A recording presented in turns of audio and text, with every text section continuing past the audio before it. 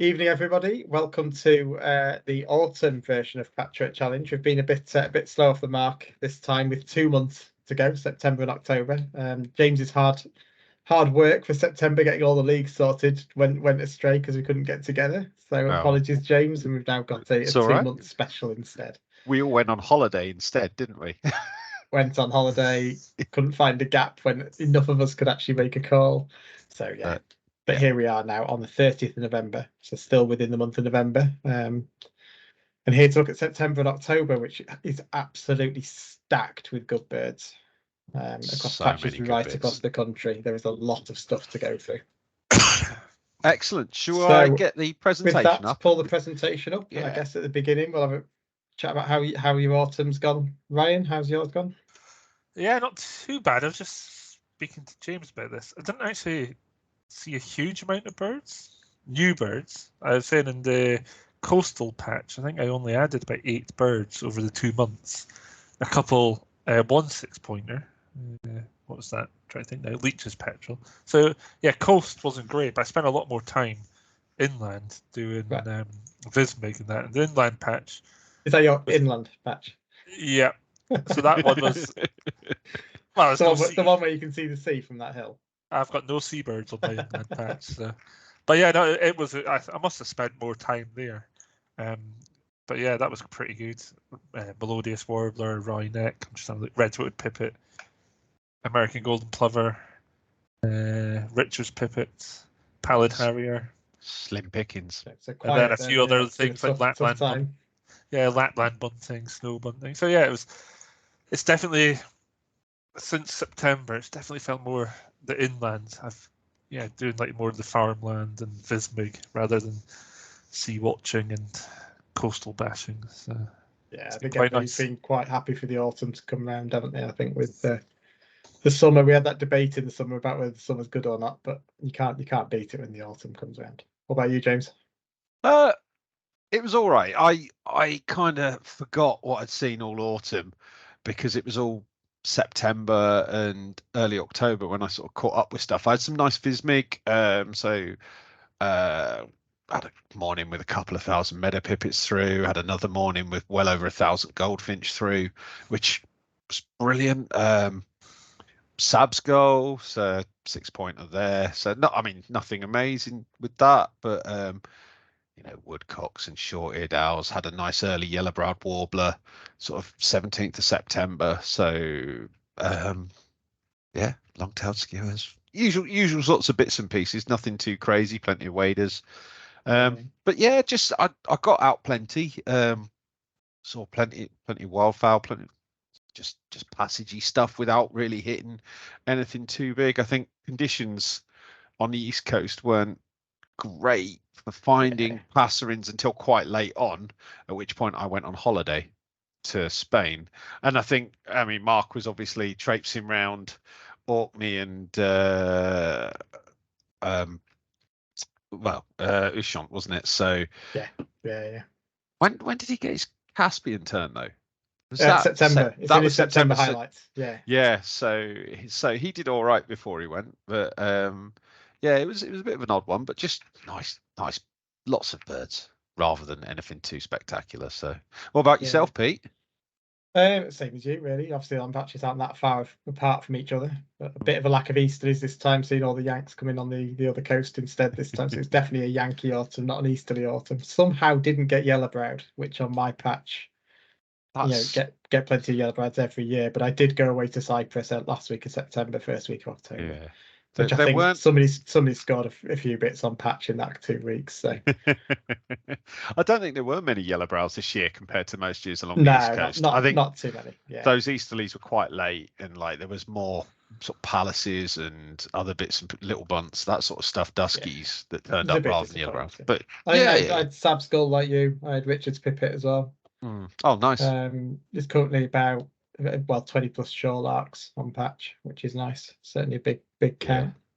Certainly got me looking round mine for shorelarks, because my spot used to be shorelark central until I started covering it, and then so thanks to Ollie Metcalf who found them. But I spent the last Sunday, I think it was, just stood about 2 or 3 hours, and I had well over sort of 100, 150 skylarks around, and then shorelarks, 25 plus snow bunts, red polls going through, and then on the sea little auk going past on the sea. It's good morning. But nothing staggeringly rare, but yeah, some decent stuff here. Oh, nice. That's all right. I'm hopeful, because usually I'm pretty good for snobs and laps, and of just it being cold is quite good on my patch, but it just hasn't quite got there yet. But they've ploughed all the fields as well, so it's just horrible. There's no stubble, so it's just not holding. Like there's hundreds of corn buntings by Christmas. They disperse a bit after Christmas, but didn't see a corn bunting last time I went down. So hopefully they're just on the stubbles inland a wee bit, but I'm sure there'll be something soon, won't there? But it's a great patch to stand on anyway, and just watch, like you say, a bit of vismicking and stuff. Like black red start flying in off the sea and stuff. Oh, nice. Picked up coming in about 200-300 yards offshore, and then watched it come through. Yeah, bits like that. Actually, you don't have to really. It's just like you're not expecting it, innit? Yeah, there's just shorties. There was a day of 1 million shorties all along the coast, wasn't there? And I think I had about 3 or 4 come in that day, including 2 together. So that was quite nice. I was kind of feeling, this feels a bit rough leg buzzardy, but that didn't happen. So, but we keep going. It's all good. We do. But some people had a rather better time than us. So should we get stuck into that? Yes, I think we should, because there is some really spectacular stuff to go at. Right. So can you usual see that next, all right? Certainly can. I think next slide will be the running order, won't it? Yeah, I'm just getting myself sorted out so I can see what I need to see. Righto. So Autumn Special, Flash graphics. Autumn Special, which is there's so much actually to go through. It's pretty much all about the birds. So I think content-wise, league updates, and then interspersed with some of the best birds, some of the patch gold. But it's a very much a sightings-focused update this time. And hopefully next time we'll have a guest and back to looking at somebody's patch. But for this time, with it being autumn, it's all about birds. At least we won't get the November predictions wrong. I've got Waxwing written down. Yeah, I saw Waxwing in November. Yes, I've seen absolutely shed loads of them, which is great, of course. But yeah, fantastic. There's a lot around. Yeah, absolutely. Pete, I apologise. I've done a little edit because I thought probably better to have these guys first. Oh, you edit away. Yeah, I don't mind at all. I just kind of dump things in. So yeah. So yeah, kicking off then. Yankee Madness. I mean, you had I think the 2 of you did the last one, didn't you? The last pod. Yeah. When you were talking through some of the Yankees that were hitting the coast. And there's some stunning stuff here. I mean, Barra Birdo, I think I'll let you guys cover these, because I think you know what you covered a couple of months ago, or you might do. You might have forgotten by now. Well, I don't think we really talked about what Bruce found that much, but obviously he had a ridiculous run. There were, in fact, so ridiculous. There was a Yank in here that he found that I didn't even remember, which was a Swainson's thrush last month. Yeah, he went under the radar. I'd forgotten about it, but yeah, obviously he started off with was it Tennessee Warbler, which there's barely been any forever, and then he found another one, completely different bird in a different location. He's got 2 patches on Barra, hasn't he? So then he had a flock of 3 red-throated vireos that were then joined by a Philadelphia. What am I talking about? Red-eyed vireos. Thank you. That were joined by a Philadelphia vireo, and then another couple of red-eyed vireos. 5 in total. Yeah. I mean, that's insane. Absolute madness. I feel like I've probably forgotten something. Well, I think I think he had a supporting cast as well, but I think they were the absolutely. They were the big one. And that Philadelphia heroes it's lovely. Good bird. That popping really out in front of you. We've heard so many stories this autumn about people having just amazing Yanks just popping up in front of them. Yeah, I mean the Philadelphia was the 1-day bird, wasn't it? I think. Yeah. One of the few birds that was a 1-day bird. Yeah. A lot of the other Yanks were gettable for people, but yeah, even that bay breasted on Skokel. Where was it? Yeah, even that Yeah, was that stayed. Yeah, Was it Scockham? Was it Ramsey? Ramsey, I think, and then is it the Cape Maison Scilly at the moment? Yeah, I think, in fact, Scott found that, didn't he? He did. Scott, He did. Scilly patch. Yeah, Albeit on a different island, he's going to have to try and coax it across to St Mary's. Oh no, he's got it in his 10K patch, I think. So okay. But that's November. We don't talk about that. Oh, that's true. Wasting all our material. The November highlights. So we'll do a Christmas special with 2 months in it. Yeah, but I mean, obviously on Bardsey, there was that remarkable trio of black and white warblers. So caught one, great. Then there's one knocking about. Oh no, it hasn't got a ring on. Catch that.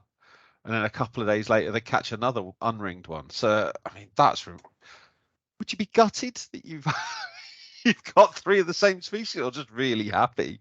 Yeah, I pulled this one out, and there's so many pictures in the hand. It's just this is one of the birds I really, really want to see. They are fab. Which I've not seen in this country. And I've seen a couple on the East Coast, sort of, one went through McTurton's garden, did it, I think? And there's one at Flam quite a few years ago. I think that was Blackpoll warbler. Oh, but it might have been Blackpoll. There have been a couple of East Coast black and white warblers. Was it Wells Woods, Ryan? Maybe donkeys years ago. God, you're asking me about one at Flamborough. Yeah, I think I'm useless with birds I haven't seen.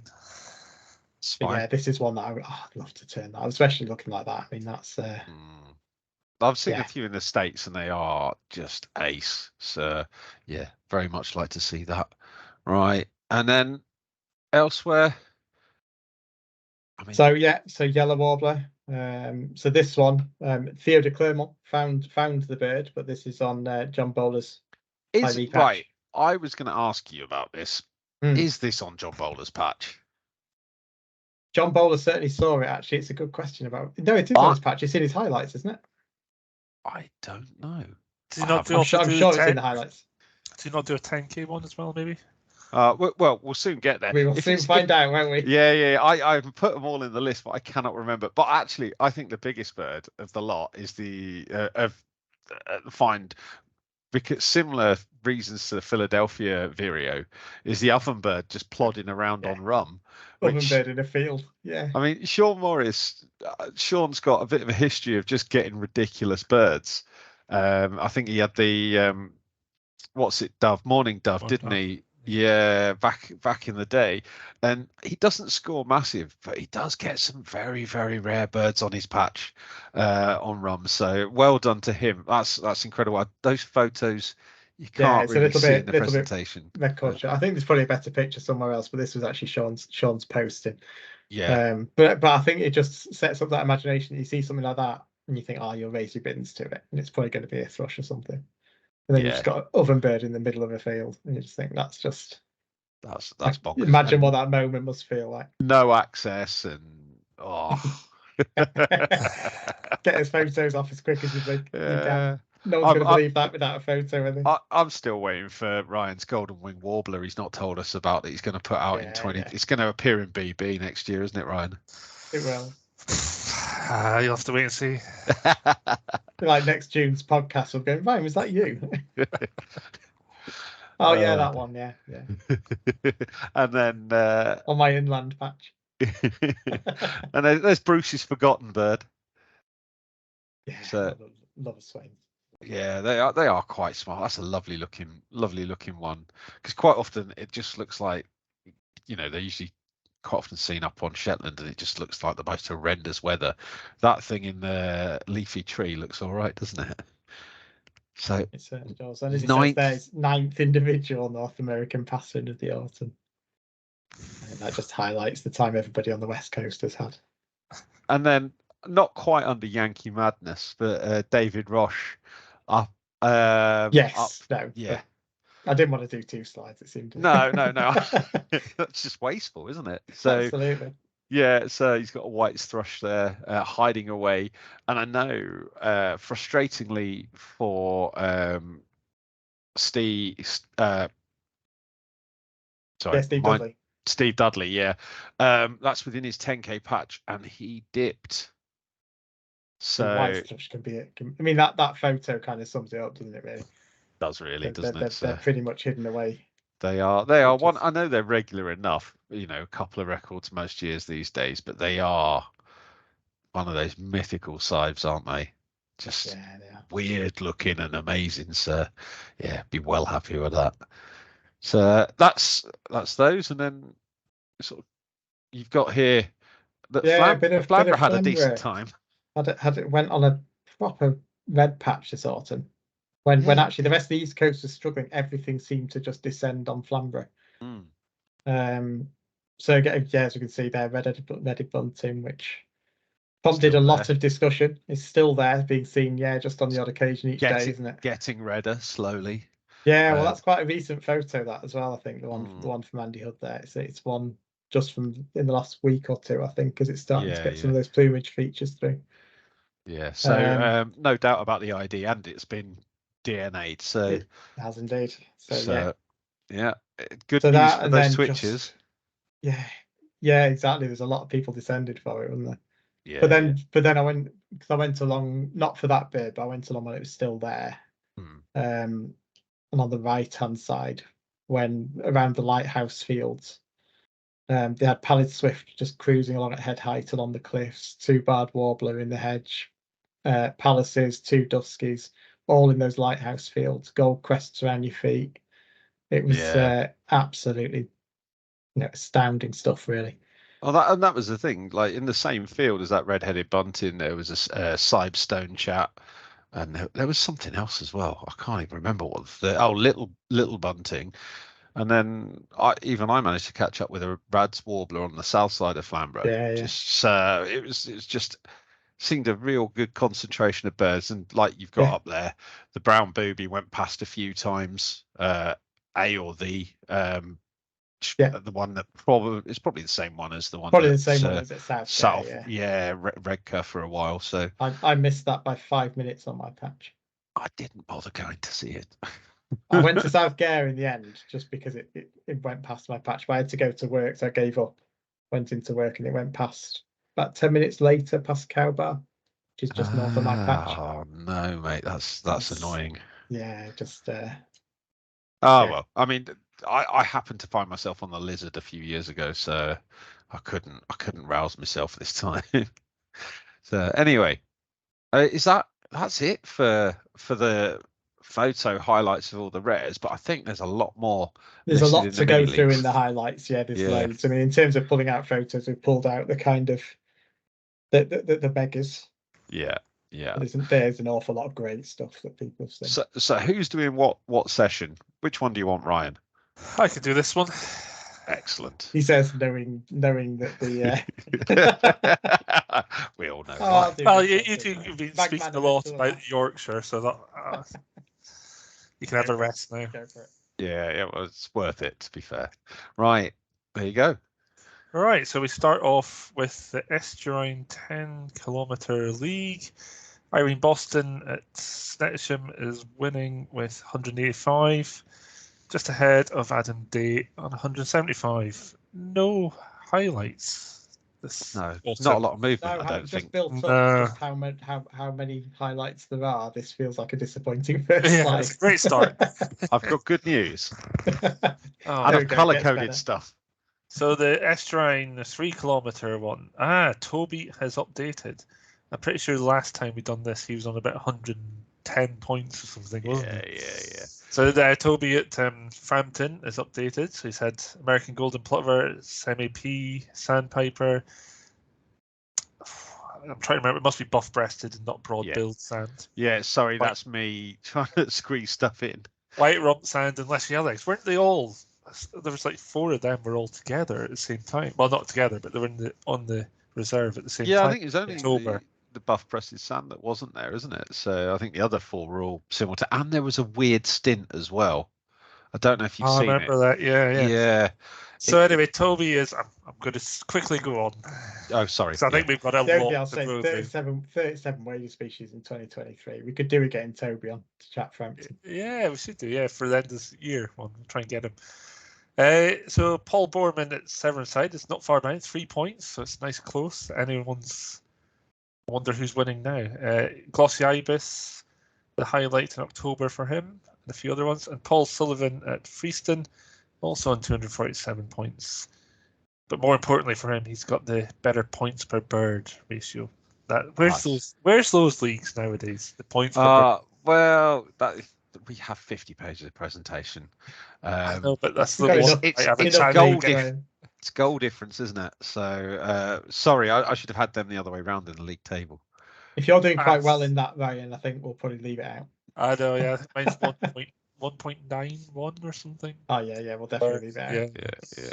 Anyway, and then further highlights: Leach's Petrol for Andy Collins at Western Shore in October, and a few other bits. Curlew Sands, Patch Gold, Kingfisher.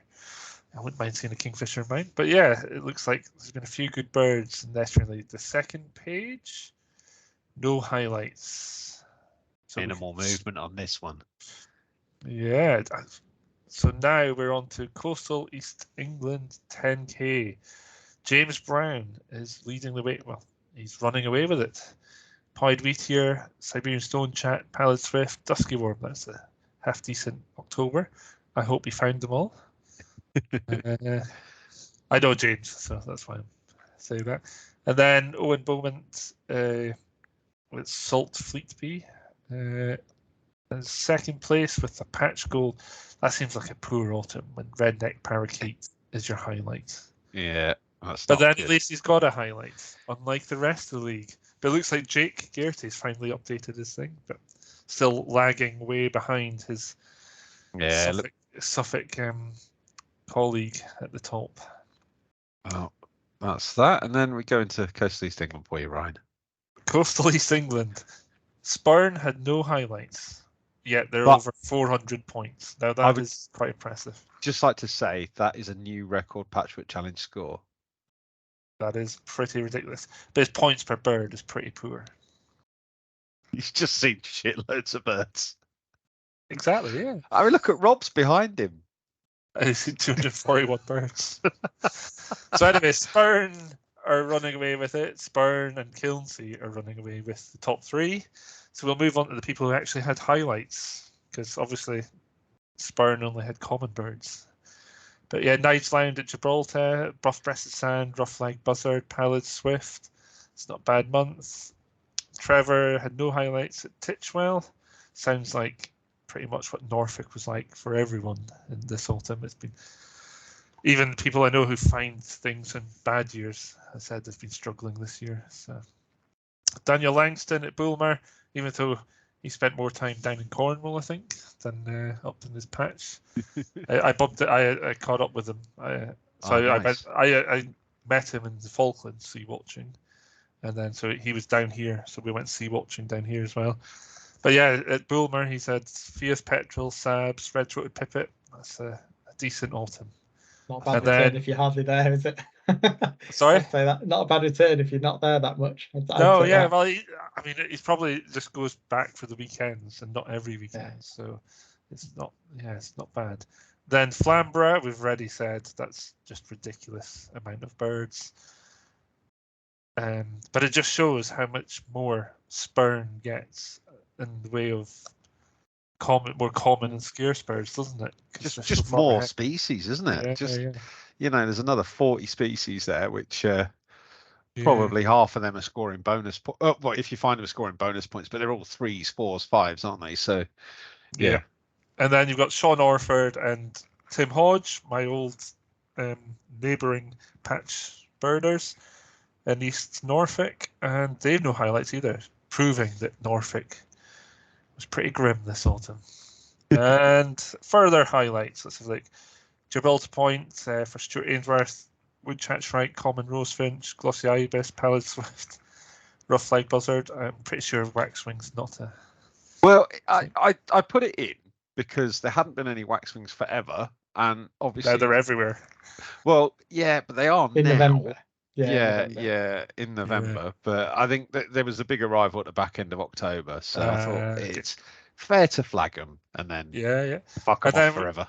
And then you actually look again at the two other Norfolk ones, Mark Gawley and Pat Goffin. No highlights again, so either that or they're just lazy and don't want to type. And haven't updated. One of the two. Yeah. But yes, then at Bempton Cliffs for Will, there was Corrie Shearwater, Rosefinch, Palace's Warbler. Pretty nice. Oh, and Red-Eyed Video.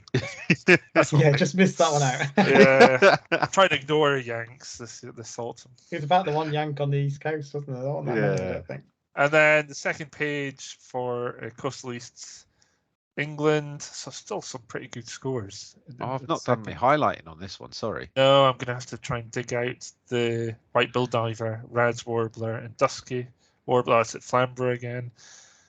Sabine's Gull, Longtail Skua at Teignmouth. What am I also looking for? Leach's Petrel at Thorpeness.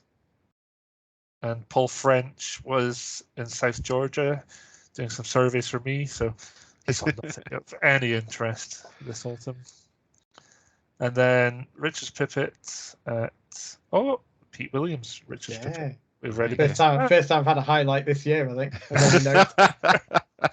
And then page 3 in January. Page 3. Sorry. I was just listening to Pete yabbering on. And we can finally, that's finally all the highlights for Coastal East England. So even though you didn't have Easterlies, it still looks like it's been a pretty decent autumn for some areas. Yeah. It's interesting because talking about Norfolk not having anything, the Siberian Centre autumn. Yes. Where they were just all over northeast England. Yeah. All the way up to Shetland. I was living in Norfolk that year, and our autumn was terrible. We just had nothing. That's unbelievable because it wasn't just the Siberian Centre. No, it was just 10 weeks of Easterlies. Yeah, it was ridiculous. We had nothing. It was a poor autumn. It's just the bird, isn't it? Yeah. Anyway, Coastal Ireland, Daniel Newton at WoW is still going strong. Grey Phalarope, a nice bonus point bird. Yeah. And Coastal Scotland 10k, Rob Hughes at Nibster, Dusky Warbler, and Sabine's Gull. Finding those may have just pushed him ahead of Nina. Yeah, 18 points. Looks like he's opened up that gap now, doesn't it? It's a nice, even if there's only 3 people, it's quite a nice tight league, to be honest. It's a good one, isn't it? Yeah. And then Coastal Scotland, the real league. So Colin Davison is running away with it at the moment, 224 points, even with no highlights. Andrew Whitehouse, the real birder of Girdleness, with Wood Sandpiper and Storm Petrel. And then Rob Hughes' Sabine's Gull, we've already mentioned. Any other ones? Oh, Mark Lewis. Who's that fella? Girdleness had a Caspian turn. That's not bad bird for Girdleness or for Scotland in general. Really I was going to say that's a really good bird, isn't it? No other highlights. And then Coastal South England 10k, Amy Rob Johns is top by 16 points with 3 patch ticks in 6 days. Grey Phalarope, Purple Sandpiper, and Sooty Shearwater. Shows they don't have to be mega rare, but still, that's what you live for in the patch finds. Absolutely. Only other highlight, Chris Townend at Budley Salterton, Otter Estuary habitat that's been made there just looks amazing now. He's picked up quite a few birds. The Ortland bunting. It's a nice one for there. Very no good. Other highlights. And then the real Coastal South England. Yes. I had more than. Oh no, I did just have Richard's Pipit. Yeah. Just in the coastal one, yeah. Yeah, it's been slow going, as I said, September, October. So because you've not been to the coast. Yeah, for various reasons, not as often. I thought you were doing all right down there with all sort of the West Coast was doing pretty well, so you seem to miss out on it all. Yeah, there was mainland Cornwall. I think there's 2 red-eyed vireos found. I don't think either of them stayed very long either. Like seen for 1 or 2 days. So there just wasn't. I just don't think we were just in the wrong area, or just not enough of us looking. That's probably more likely. A lot of cover, a lot of habitat, and very few people. Anyway, Steve Waite's doing well, 280 species, but only 269 points. There's an issue with the scoring there somewhere, I feel. There is definitely an issue with the scoring. So anyway, 180 species, I'm guessing, and 269 points. Great Shearwater. I mean, Devon was doing really well for Great Shearwater, Corey Shearwater. It's like unprecedented numbers. A bit like Cornwall, but I think they've moved up there, so they were getting more. So that was good. Longtail Skua is a good bird. Amy's in third place, we've already mentioned, and Joe still hasn't updated since probably about March, I think. So, other highlights: Tim Jones had Wryneck, snipe patch rear. That's interesting. Yeah. So many snipe down here now. Just every wet field I walk through. I'm just flushing out 20, 30 birds every wet field I walk through now. So, okay. Steve Keen's highlight was a lesser golden plover that he couldn't quite nail. So this we haven't, because we've been a bit crap. We haven't got the court of appeal, isn't it? Yeah, we haven't got the court of appeal. But this is one probably worth just flagging at this point. Yeah.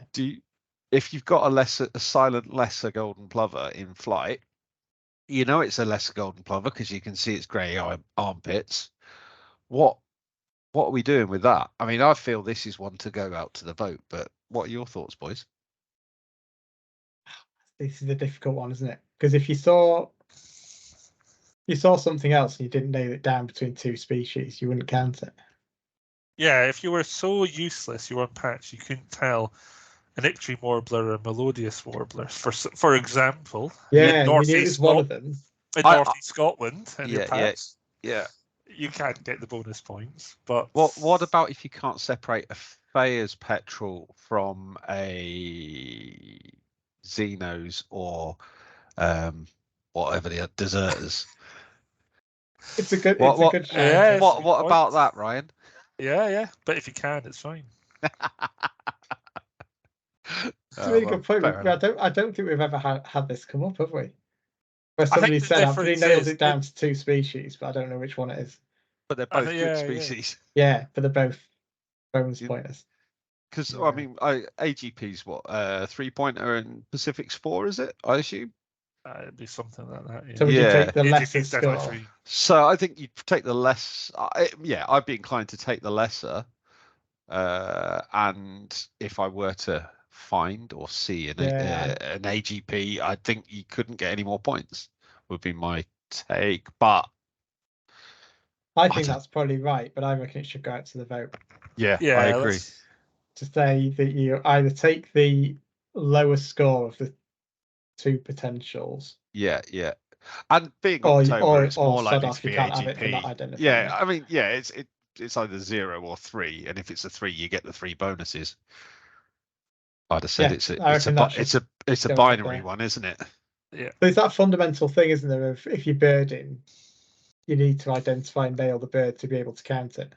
But I think he has nailed it in that he's nailed it down to 2 species. But you can't a silent lesser in flight. Is it?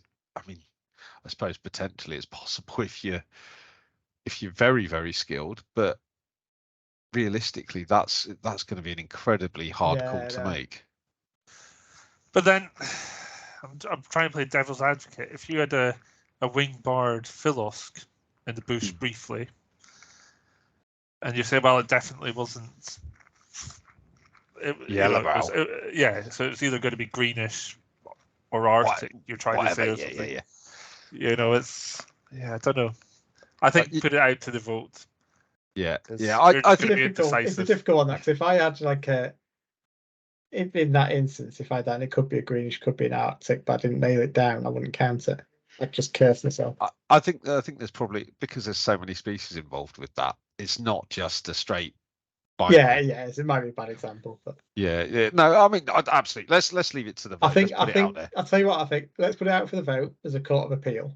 Yeah. On that particular example, but I reckon it's a court of appeal thing when this crops up. Yeah, I think, and not just a generic. I think it's not. Yeah, it's not for all of those sort of instances. I think we'd have to do court of appeal for every single. I think that's right. Yeah. And I think that's enough time for this league. Yeah, nothing else to report in Coastal South. Patch Gold. Oh, Yeah, do you want to take it, James? Okay. Yeah, so we've got Nick Gass. I'm sorry, Nick. Can't remember what your full surname is. You got I should definitely know because I've been in a meeting with him today. Oh. Nick Morgan. Nick Morgan. Oh, of course, it's Nick Morgan. Marshed it in Morton on Swale. Lovely. First on patch in more than a decade, and he's been doing Patchwork Challenge for a long time as well, hasn't he? So ardent patcher. Yeah, very good. Dedicated inland patcher. Nice bird. And then Amy's got the purple sandpiper, and it's a classic Amy. It was as much for the arrow as anything else. I would have never guessed that was a purple sandpiper. No, that's a great photo. No. I mean, yeah, yeah. It was the arrow and the return of the classic Amy. Yeah, fantastic. Record shots that brought its inclusion. And this is outstanding record shot work. Tim Jones, not that Tim Jones, the other Tim Jones in North Devon. In 39 years of regular visits to Lundy, he hasn't seen a mute swan on or from the island. Pictures from Bull Point, you can see Lundy there in the background, and this is probably the closest he's going to get. And then we've got some super blurry juvenile mute swans flying past in the bottom corner, and lots of annotation. Excellent work, top bomb in that. So it could be a sod to get on patch. Have you had them on patch this year, James? I've had a couple of records actually. I think I had the piss taken out of me for my Polish morph one. Oh yes, yeah, that was me. And some others, I should point out. I still don't have it on my patch yet, and I remember the first one I had at Hemsby. I was walking along the beach and I saw it sat in the sea, and I ran home to get it on the house list as well. All the time I ran for a mute swan. One on patch this year, I heard the wings of swans going past and legged it to the cliff edge to find them. And had 4 flying past, but only 1 record this year. Oh, fab. I think they bred just off patch on mine actually, because I found a load of juvs on the drain on one day. I'd forgotten about that. So yeah, pretty good. Polish morph juvs. It wasn't that. I cannot remember. Yorkshire morph. Yeah. I'm not going to swear again. And then Sean Morris with a tufted duck, an exhausted tufted duck from recent gales. Not the lesser scorp you hope for, I'm sure, but still obviously a good record on rum. Still don't have that for my patch either. Really? Or spoonbill. Spoon. Oh, I've got both of them. I've got those. But first patch record since 2007 for Alex Jones in North Wales, in Rhyl. Nice adult spoonbill, looking very smart there. And then Richard Scott celebrating Grey Fowl at Podrick Car.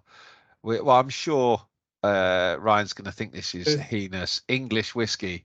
There's quite a few grey fowls this year, and I actually put this in because of the whiskey, because I knew Ryan and Matt might be on this call. Well, there's a very good whiskey maker near me, but no, there isn't.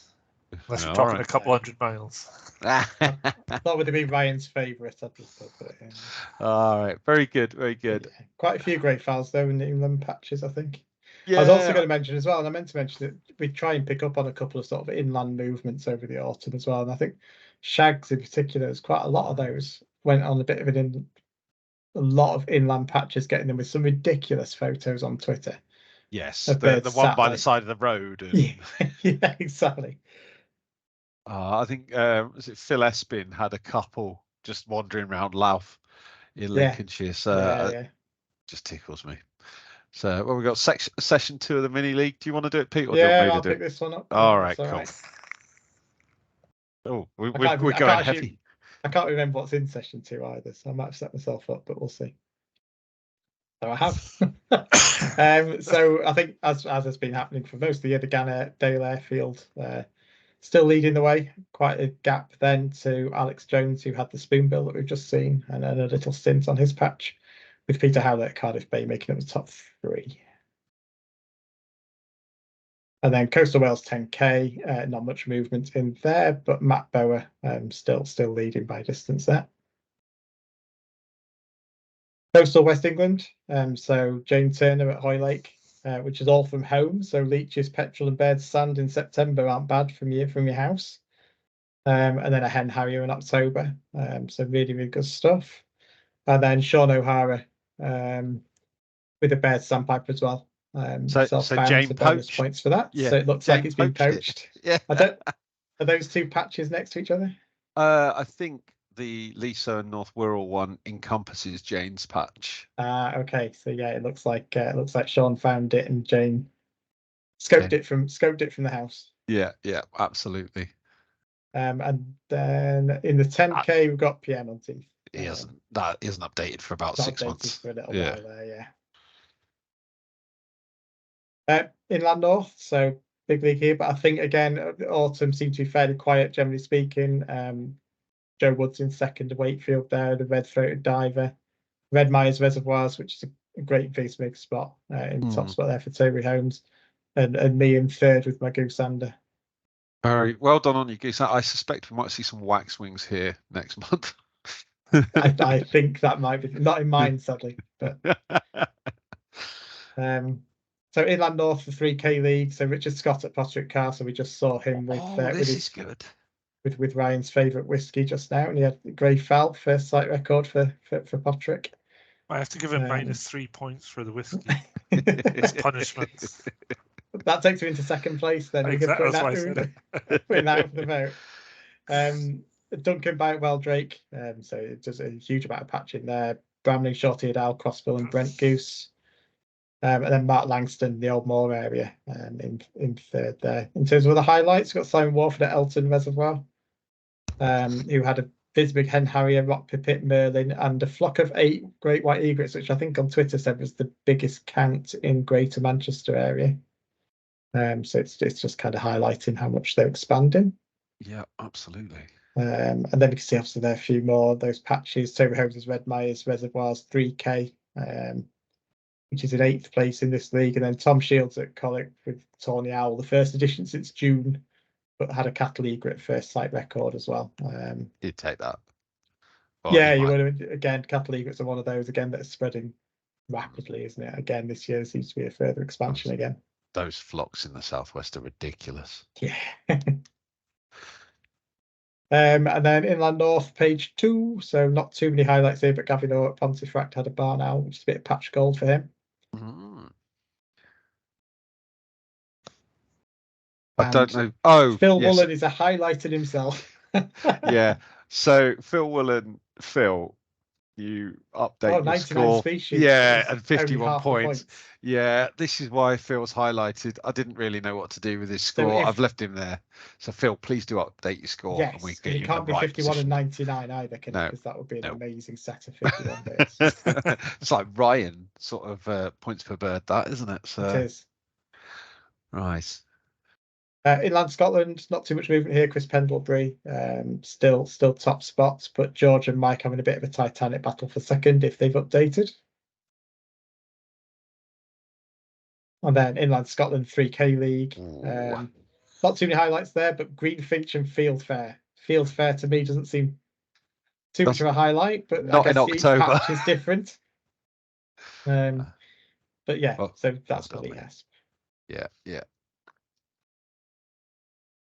Well, I guess normally we'd talk about something else here, but I think we're just going to go straight into the third set of mini leagues, and I'm going to take over from Pete. Yeah. So, Inland South 10K, Hugh Venables is top by 68 points. That's a hefty lead. He added Great Northern Diver in October. Joe Woodman in second place with a 13-point lead over third, which is Glenn Pascoe. Another Oxen birder. Glenn added Common Scoter and Rough in September. And then Dave Hellier down at Chard has also added at Dunlin, Windchat and Red Start. So that's quite nice. But yeah, quiet in the rest of the Inland South 10K leagues. And then Inland South proper. Sean Davies running away with it, as he has done all year. He's added Squawko Heron in October and Yellow-browed Warbler and shorted out. I mean, I guess none of those are hugely unexpected on the levels, but Squawko Heron's a good bird nonetheless. And then Drew Linus is good birders find Squawko Herons. They do on duck ponds. Some good birders. Yeah. Some just get lucky, don't they, right? Yeah. Literally, it was pure luck. Got to be aware, got to be switched on. Drew Linus at Strumpshaw Fen is in second place on 223 points. September saw a crossbill for him and Shorelark, a nice Vismig find, which is pretty good inland south. He's also had Ringoozle. Some fella in Cornwall's done okay. 135 species and 220 points. See, points per bird. That's what we should be doing about. You're a ridiculous man, Ryan. So of that, Ryan, I guess you found most of that, did you? Do you show everything but the Pallid Harrier didn't, and it's so annoying because I was away up in the office for 3 days, and it was found right next to my Vismig spot. And it was like the first morning I hadn't been there for probably about 6 weeks. It stuck around for you then? Yeah. It hung around for 3 or 4 days, so kept going. Yeah, well, it basically roosted right next to my Vismig spot. So. Yeah. Oh, very nice. Other highlights, we've got a peck sand for Steve Atkinson, and then the rest of the bits and pieces, just nice stuff. Ospreys, spoonbills, jack snipe, black redstart, good birds. And then page 2, obviously these things tend to thin down as soon as you get off page 1, but we do have Caspian Gold for Gareth Blockley, Med Gold, Merlin, Barnacle Goose, Cat Legret, so a good selection there. Another Med Gold and a Marsh Harrier for John Pritchard, an Osprey for Neil Burt. Page 3, Glenn Pascoe with his Stone Chat. Page 4, there were a few updates. I did see some movement when I changed this up. And page 5, limited movement here. So, yeah. Right, Inland Wales, Johnny Price keeps on keeping on, although he hasn't kept on very much. I don't think he updated this time, so he's still winning and still losing. Inland Wales, the normal 3K patches. Mark Hughes, he has run away with this one. He's got no real challenges, so he's on 112 points, but no highlights. Must be targeting 100 there. Three to go in the last couple of months. You'd hope so. And then the Islands 10K League. So this is where quite a lot of the action happened. You were right.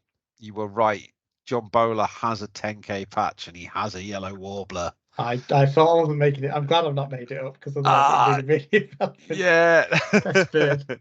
Anyway, let's start at the top. And Scott Reed's top with 404 points, which is only going up as we know.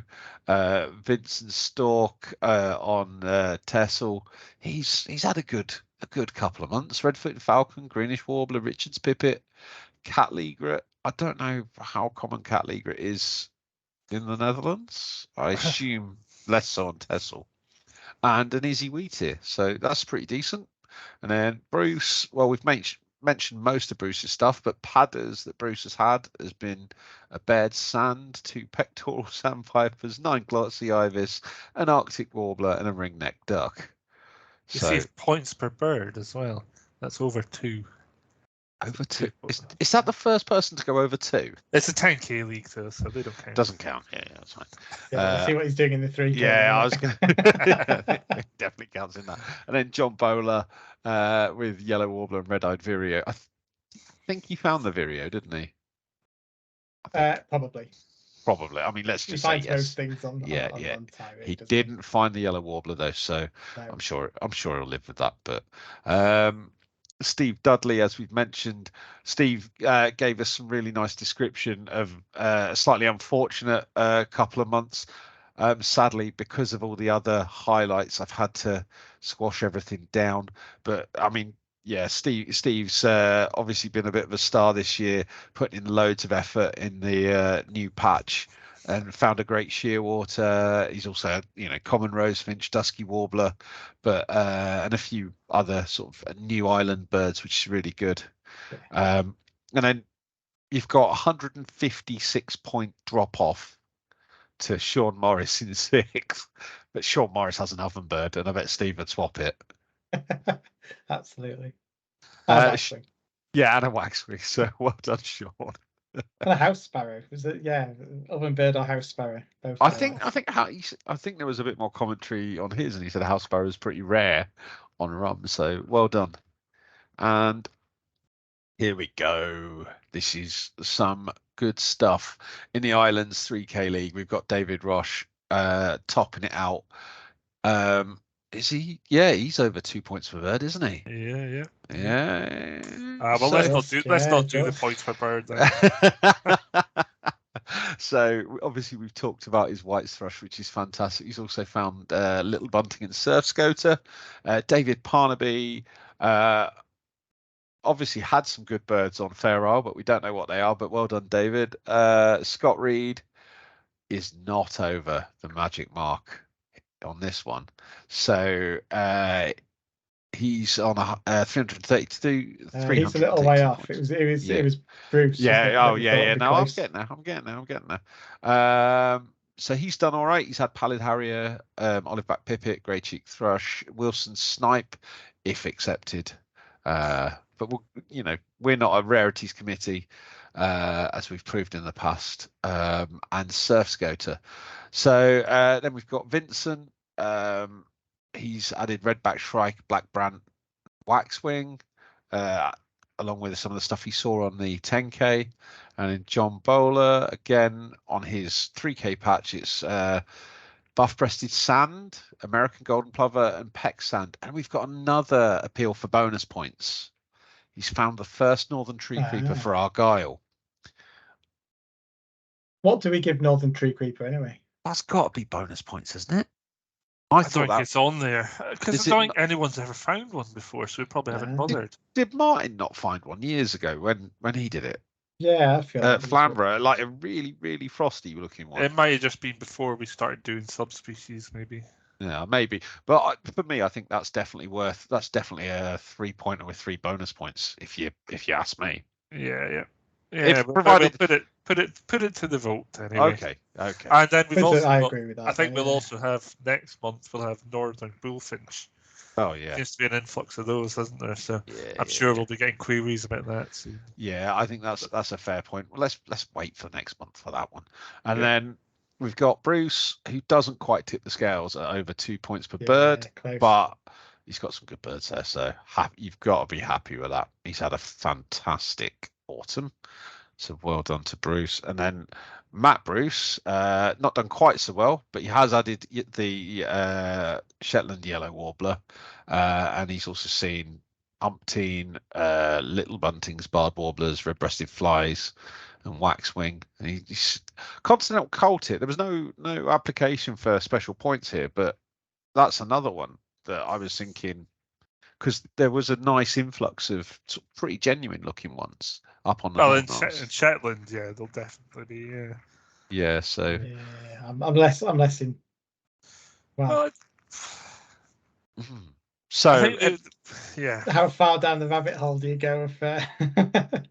Well, this is one. They're smart looking birds. Yeah. They are. Yeah. They are. I think we could probably do a poll for all 3. Of these northern birds, basically. I think that's probably fair. So then we've got Steve Dudley. Obviously, we discussed his Dusky Warbler and his Rosefinch already, and then Ed Betteridge. So he's our Bardsey birder, taking over from Steve, and he's had Melodious Warbler, Nightjar, Sabskull, 3 black and white warblers, Leech's Petrel, Longtail Skewer, Black Kite that I don't even remember hearing about, Corey's Shear, and Wryneck. That's a passable autumn, I'd say. Yeah, it's a strange set, that, isn't it? Really. It's no other Yanks in that list, but 3 black and white warblers. Yeah, it's a very. I mean, lots of seabirds there, like sort of the stuff that Ryan's been getting all summer, and then some good stuff. Black Kite, obviously a bit of a weird one, but End of the Lynn Peninsula has just sort of popped over, I guess. And then Bruce, we've covered Ian Thompson, Ringneck Duck, Opposite the House, Patch Tick, Sean Morris, we've sort of covered already. And then we've got Mark Lawler with a Richards Pipit on Guernsey, although I suspect he's frantically looking for a South Polar Skewer over the next couple of days. It's just been released on Jersey, so I was going to say, at the start of the year, if you looked at that league for islands, who would have picked Papa Westray to be winning by the end of October? Winning quite comfortably by the I end was going to say he is beating Fair Isle, St Mary's. Not on the number of species necessarily though, but I suppose when you're on an island where you're going to find a lot more, you're going to get the bonus points. And I wonder can he fit the whole island on his patch? I don't know how big Papa Westray is. Whereas, Fair Isle, I think you probably get 3 patches on Fair Isle, wouldn't you? And same for Bruce. Depends how creative you are. Yeah. So I think in the past we tried to get David to do Fair Isle, I think, and at the time when he was sort of warden up there, he didn't want to do it. I don't think because it was too big. The areas that he monitored was bigger than the patch that we'd kind of allow when he was working it. But no, I mean, I think Fair Isle, you've got other birds on there at those kind of key times, haven't you? So you're not going to pick it at all the bonus points up. Whereas, so that's probably what the 25-point difference is, isn't it? Just seeing those 3 and 4s. But I think it shows that everyone's now piling to Shetland every autumn. It shows if you find a nice quiet spot in Orkney, the potential's there just as much. Well, I'd say I reckon the next coming place is going to be Stronsay. I think you know why, but I'm not going to say it. It's got a track record. It does have a track record, not necessarily one you want to add to, but it's I mean, it's ideally placed, and I think it should turn up lots of good birds. Maybe we need to head there next autumn and make it happen. Yeah, absolutely. Right, well, let's keep going. We've got somewhat run aground. Sean Morris in Kinloch. This is where he had his brambling and his house sparrow. Well done, Sean. Otherwise, fairly quiet at the back end of the Islands League. And then in the Netherlands, I've seemed to have copped the big bit. How's this happened? You just doing the top 10s, hey? That's outrageous. Yeah, I don't know how that happened. No, you've done Pete's me already over. Done. Pete's already done. Oh yeah. I've done my section 2. Yeah. So Rob Van Bemmelen at Soccerback has had 3 tawny pipits, and then in October he self-found 4 little buntings, 2 OBPs, an adult long-tailed skewer, 2 twite. I mean, twite gets 3 exclamation marks, so it must be a good bird there. 2 sabskulls and 1 yellow-browed warbler. And he's apologising to you here, I feel, Ryan, that he twitched a pallid swift, a Rad's warbler, and a Siberian stonechat. But I think that's a fair enough back catalogue right there. So, well, if it's on the patch, there's nothing on the twitch and stuff. I met Rob at a conference about 12, or maybe even 15 years ago now. He was studying long-tail skewers at the time. So. Oh, very good. So we can be quite confident he's not strung an Arctic there then. Yeah, I'll let him off. Yeah, okay. So he's got 395 points, which is a monstrous score, but again, 10k doesn't count. Arnold is still doing quite well on 255 there at Catwick and Sea. So we'll go on to the sort of combined Netherlands, Belgium, and Germany mini league. Rob leads that with 224 points, and again, 2 of those tawny pipits, 3 of those little buntings, a waxwing, and a twitch pallid swift were on his 3k list. He's ahead of Ben Gaxiola of Lardingen. Not many species between them, but this is where the fine points really make a difference, because there's 13 points. Still just one good bird in November? Still just one good bird. Yeah, there's a pine grosbeak with Ben's name on it, isn't there? Well, not in November. Why not? Should close the gap. Because December's tomorrow. Yeah, but Well, I haven't know? heard. I haven't I was heard gonna there say- was one. He's suggesting in the future he's going to find one. Yeah, these are all good points, and I've got myself a bit confused. Jan Daniels Troutner at Flugplatz Bremgarten is in third place on 166 points, just to round it out, and then we'll go to the top 10 leagues. So I don't know why this month we've doubled up on booze, because there's a beer and a whiskey for every break. Yeah, I don't know. We've had that before, and it kind of The season's coming up. If you look at it on the PowerPoint, it's actually only one slide, so it's like hidden in there somewhere. Oh right. Yeah, so I think somebody's hiding whiskey in the presentation. I think normally we do. The longer we go, they say you'll need another drink. We'll need another drink. Yeah. We used to do that. Yeah. Now Which we is just fine English whiskey there. Right, so I'll pass you back to Pete to do the top 10s. All right, so overall top 10, the 10-kilometre league. So that's Scott Reed on Isles of Scilly, and we know he's only going to get a few more in there, but he's not that much. First one to break 400 points. Yeah. But Vincent's not far behind on 398, so it's going to be competitive to the last. I was going to say, we know Vincent needs another 21 though to catch up with Scott at least. Yeah, Rob's not far behind either. Though. I was going to say we've got a top three. I think there's a gap then, so I think those three to battle it out in November, December. Very good. Green top 10. So Jacob at Spurn. So we've seen his score, mighty score already, and Rob Hunton, both Spurn, both Green, and Mark Andrews Kilnsey. So yeah, the Spurn dominating the top three spots.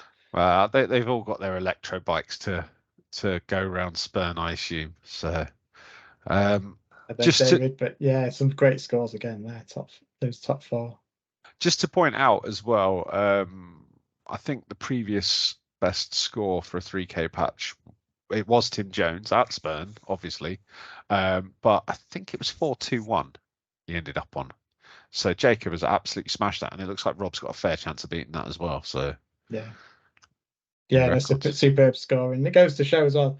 Early in the year, I think we had like Mark Golly at Clyde, the top sort of 1-2 spots, and then Spurn always comes motoring through. Yeah. Over the autumn every time. And then there's your overall top 10. So yeah, Jacob, well done, great score. Rob, I think you said earlier on you couldn't quite keep up with Jacob, so I think you've got more species than him, but Jacob's obviously nailing the finds. And then Mark Andrews making up that top three. David Wash, Papa West straight in 4, and then Nigel Lounge, who's been doing this for a very long time at Gibraltar Point in 5, which is a great stuff. And the East Coast is certainly dominating the top spots. Yeah, it'd be interesting to see if David can break Spurn and Kilnsey's hold on the top 3. Got to be in with a good chance. So good luck to him.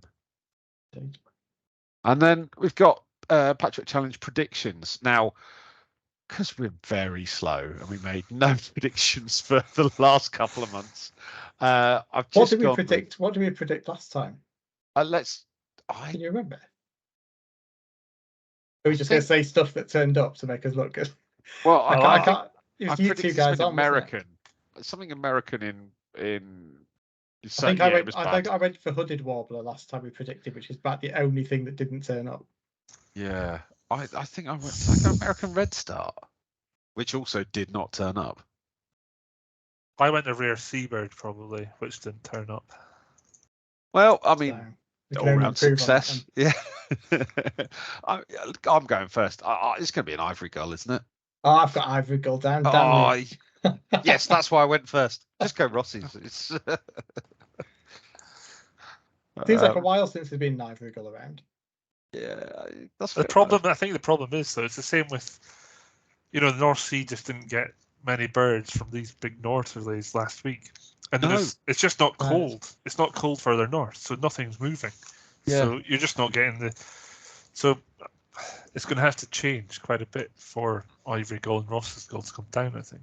Not trying to dampen your predictions, but we have a month. It is becoming winter. I have faith. -3 in my car this morning. Yeah, certainly felt like it this morning. Yeah. I didn't get quite as much snow, but we had a few flurries. But yeah, it certainly felt it. But like you say, Ryan, last week there were good northerlies for quite a long time, and there was a handful of litlorks. And yeah, no Was that wildfowl moving. one day of northerlies, was it Friday or Saturday? I can't remember which it was. There was about 4 or 5 days though, just running. There's 2 northerlies. big days, wasn't there? Really strong. Friday was the Friday you know, one that looked like 10 it was years gonna be ago immense. 10 years ago in East Norfolk, you'd have been counting hundreds, thousands of wildfowl going through in days like that. Yeah, Speaking to my friends, they said it was so quiet. There was some good birds. Like it was just so boring in between. I got like a long-tailed duck and a nice flock of eider, and then there'd be some scoter half an hour later, but there was no constant. I was expected to see like fulmars go in and the odd sooty, and you know what I mean. And it just there was none of that. I'm kind of reminiscing with one of my friends in East Norfolk. Was it 2015? It was like 20th or 21st of November. Yeah. There was nothing rare, but it was just amazing. We had like 106 goldeneye went past, almost 200 pintail went past, with all the commoner ones, just big numbers of every type of wildlife. I think I went and checked my eBird list. I think I saw about 50 something species sea watching on that day. It was brilliant. And that's what the weather forecast was pretty similar to what that was. And that I think for that, I think you're right, because I mean, I've been looking at some stuff in the Baltic recently, and you know, stuff's not getting into the Baltic in winter. It's staying in the White Sea because the White Sea is not freezing. And this is going to be the same reason. If the White Sea is not freezing, stuff's not going to go around the north of Norway. And stuff's not going to come through the Baltic. And it's all these species. That's the same with like Buick swan, you know. They've just not arrived. I think there's been 2 in East Norfolk, whereas we used to get big flocks of them. You laughed at us for making them 3-pointers. You laughed at us. We were right. Common. So that ivory gull then, which Ryan's poo-pooed on the weather conditions. So what have you got, Ryan? I haven't really thought about it. Wait a minute. I'm gonna go. It's gonna be a yank that's drifted down and landed in Cornwall. Yeah. Inland Cornwall. American robin. American robin. That is not the most inspiring choice, but probably a good choice, to be fair. I'm trying to be correct for once. Yeah. I've also got cedar waxwing written down as well. If there's a shed load of that waxwings and people are looking at them, then you never know if somebody picks one out. I think cedar waxwing's not a bad shout, actually. I guess the other one is a mental warbler. Like we've had like yellow throats in Herefordshire, and obviously there's the. I've not heard of a mental warbler. I wasn't sure. Yeah. And then obviously there was the golden winged warbler in Kent when we were all children. But what about something like a blue winged warbler? Hiding. Big shout, 30th of November. Yeah. What about like 28th of December? I'm trying to think of something that's that's why I was going American robin, something that overwinters. But it's going to get found while everyone's on their sort of Christmas break, because no one goes birding in the beginning of December because it's just dark the whole time. But then when they start having days off, they start finding stuff at the end, don't they? Well, didn't Johnny kick up his pipit right at the end of December? Yeah, he did. Because it was in the snow, wasn't it? Yeah, it was. It's like almost the last couple of days, I think. 28th, 9th, something like that. Maybe I should have went for that down here. No, I'm going to stick American robin. Very good. Right. So American robin, I'll let you have ivory gull, James, because you got there first. And I'll do cedar waxwing, and then we'll admire our failure on next month's podcast. Or we'll forget about it entirely. We won't talk about it. Right. Let's stop sharing the presentation and just say goodbye to everyone. Thank you very much for tuning in to this slightly delayed Patchwork Challenge update. We will. I mean, I was going to say we'll try to do better. We've said this all year. We will not do. It's our monthly promise to do better next month. I even promised that this one would be shorter, and it's still an hour and a half. No. I've got good news. An hour 26. Hour 20. Yeah, sorry, that is shorter. Right. Thanks, everybody. We'll see you next time.